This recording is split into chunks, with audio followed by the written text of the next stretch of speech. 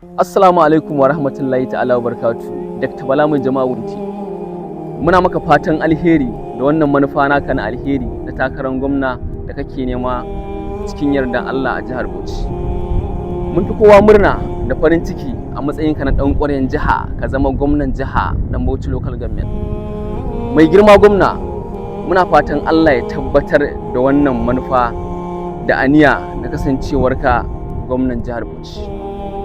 Muna maka addu'ar kar Allah ya mantar da kai da idan ka samu wannan dama ka mai da hankalinka da tunaninka kan nakasassun da Allah ya nakasa su ba don baya san su ba.